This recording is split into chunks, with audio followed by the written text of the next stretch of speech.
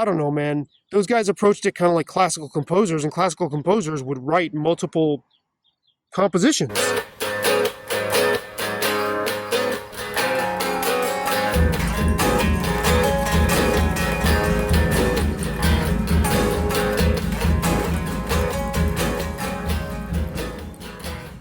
I've always said this, I'm really meh on Eruption, which I know is sacrilegious to all these guitar shredding lovers out there.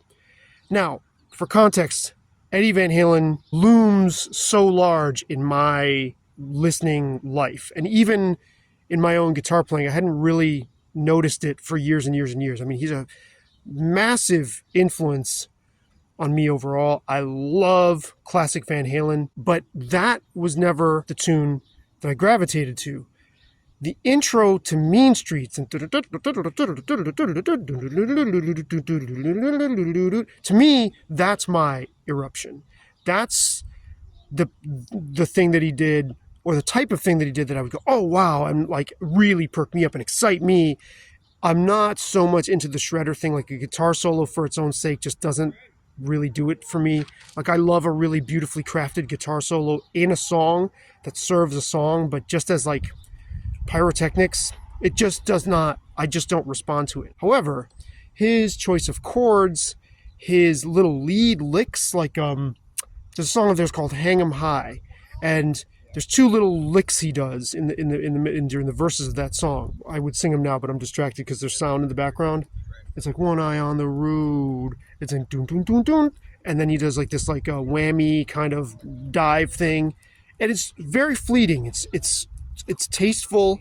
It's short. It's just one little like sort of lead lick touch in the song. That's the kind of thing that he does that excites me more. Again, his choice of chords, his construction of like what notes he picks to put in the chord, that to me is as about exciting as it gets, right? So when I see people respond to Eruption, I'm like, okay, that's for them. But there are all these other things in his music, in their music, that excite me as much as that does, that really, really, really light me up. And the other thing that I find a little disappointing about Eruption, because I didn't remember it was the second track on that first album. I didn't hear Van Halen until like 1982 or 83, something like that. It was right around the time that 1984 was either about to be released or had just been released. So that would have been either 83 or 84. So I didn't hear their first album in real time when they made this like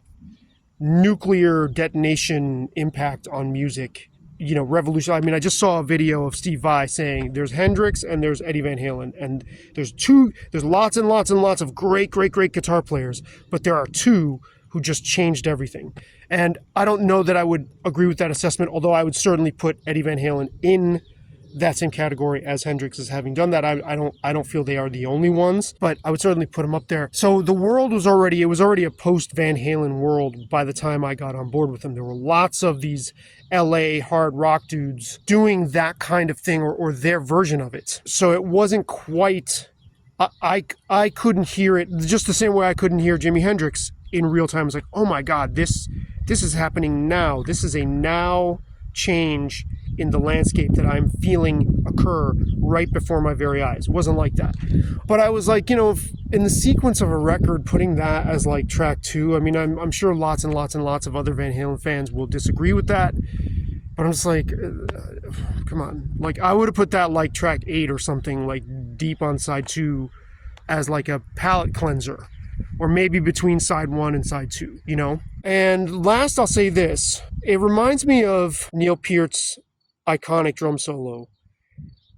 Eddie Van Halen's Eruption, which he played at every show, note for note, and Neil Peart's drum solo, which he modified slightly, but it was basically the same composition night after night after night, year after year. I always look at those guys and I'm like, man, these guys are such incredible composers. I know Neil Peart didn't technically write music, but he composed amazing drum parts. Why did they approach that as if this was their pièce de résistance, and like their audience would demand hearing the same thing? Now that's a sound, boy. their audience would demand hearing the same exact thing over and over and over from them when they were clearly capable of coming up with new wrinkles, right?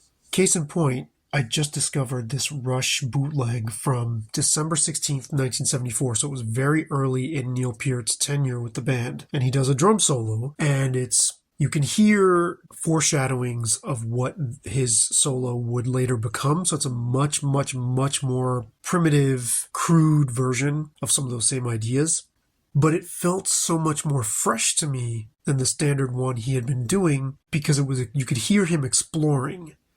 You could hear him like searching for things. And I just wonder why somebody with that much talent would take all of that ability and kind of freeze it in amber in this one single representation of all that talent that never changed.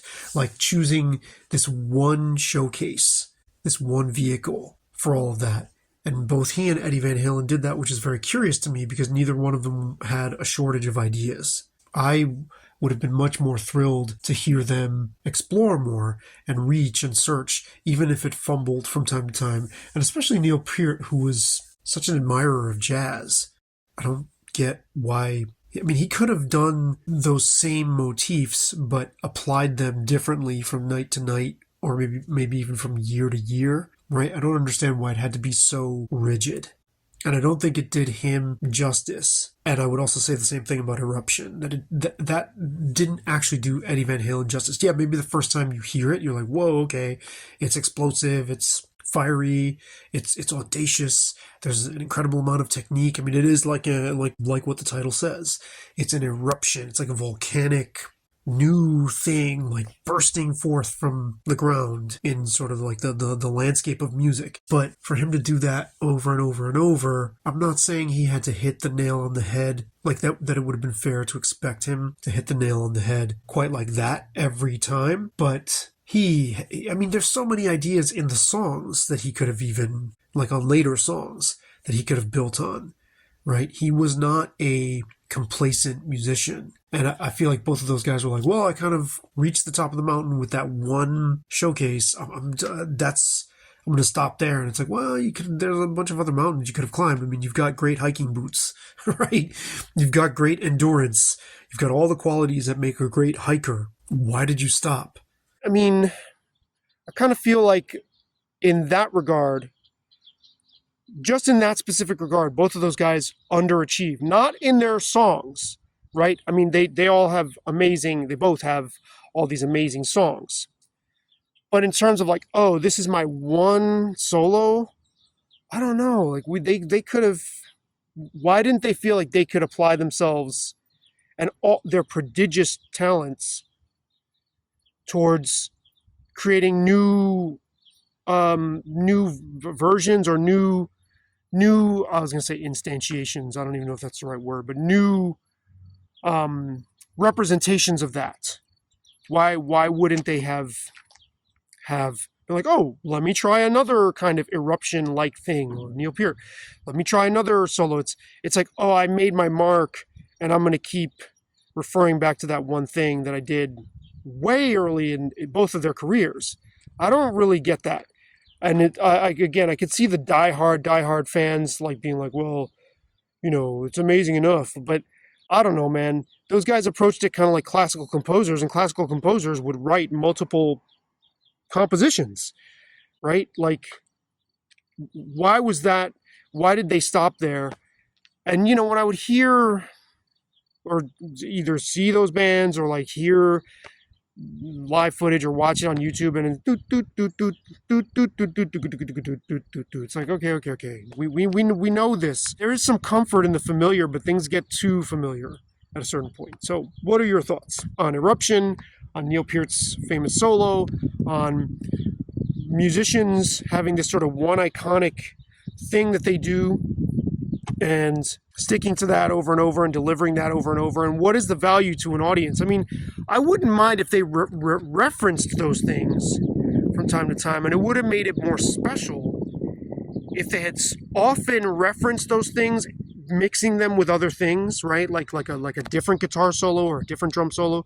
But then sometimes play the whole thing and be like, oh, I saw them the other night in like, Cincinnati or whatever, and he only played a little bit of it, and then I saw him the other night, the next night in like, we're in Milwaukee or whatever, and like he did the whole thing, and it's like, oh, cool, right? Like there's a value in mixing things up a little bit. You know what I mean? There's the menu. You go into the restaurant, you want your menu, you want to have your favorite burger if that restaurant serves that burger. But you also want to try the onion rings every now and again too, right? Don't you? I do.